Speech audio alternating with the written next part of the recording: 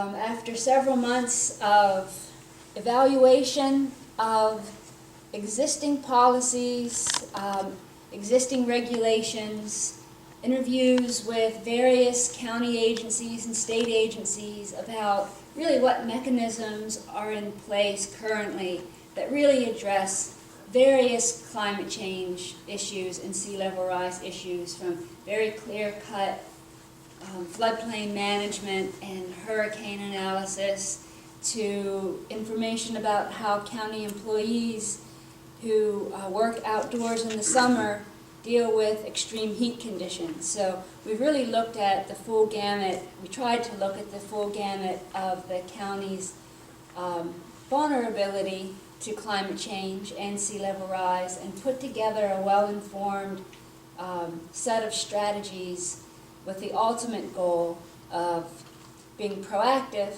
in the way that the county looks at regulation and looks at policy relative to immediate and potential long-term impacts of sea level rise.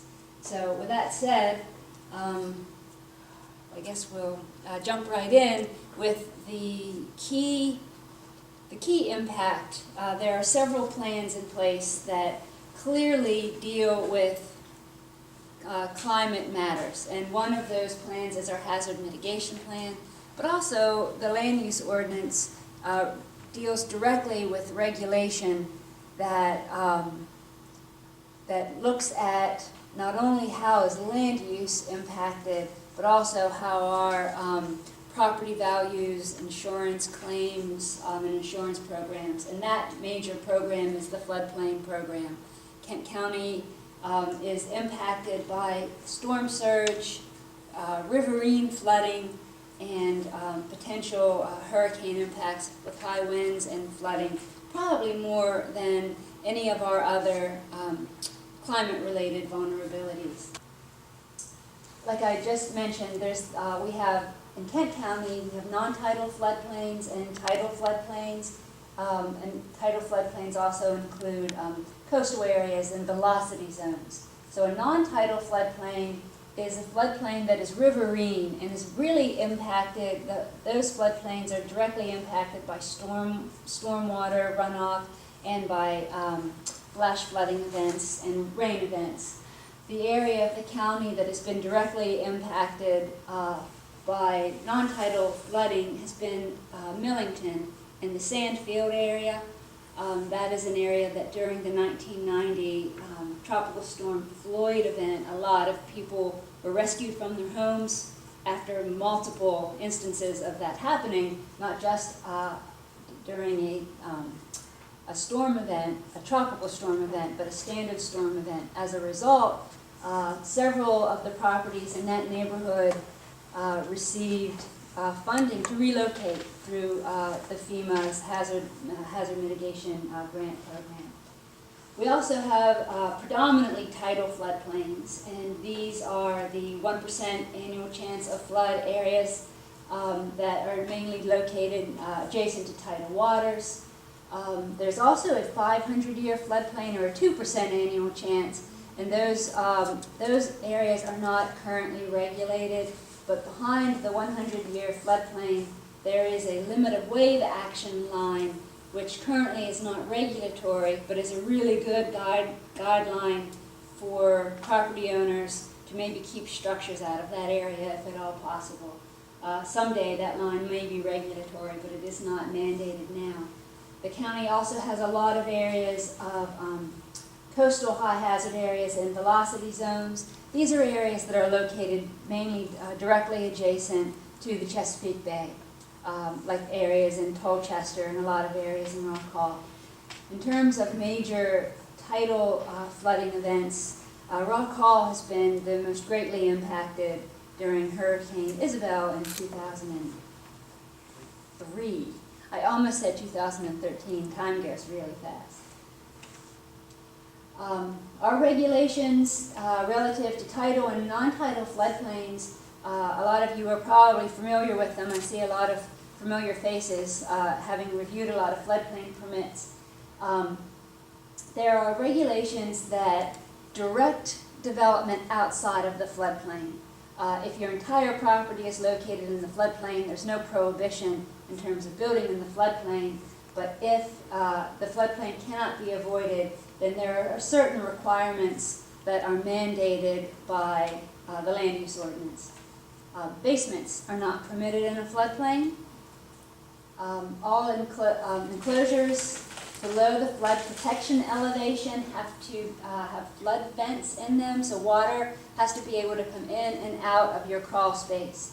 And what the flood protection elevation is the elevation of your first floor that is required if you're located in the floodplain. And Kent County has adopted what is called the 2-foot freeboard, and that means if your floodplain elevation is 5 feet, your first floor has to be located at 7 feet. And you'll see through the study that is currently being drafted, we've just adopted the 2-foot freeboard, and there's probably going to be a push to go even higher as a result of storm surge, the storm surge maps that you're going to see. But the 2-foot freeboard is a higher standard than is what is required in other areas. Another impact in the floodplain relative to a regulatory standard is that if you have an old home in the floodplain and you're renovating that home, it's likely that that home is going to have to come into compliance in one way or another. And all of this work has to be clearly documented in terms of what the floodplain elevations are, where the structures are located, and there really isn't an opportunity to submit a building permit if your house is in the floodplain without contracting with a registered surveyor, because you must have an elevation certificate that is sealed, and most people aren't capable of measuring their ground elevations. So, and that information has to be provided to any regulatory agency by a surveyor. The surveyor will document the ground elevation, the first floor of your structure to ensure compliance.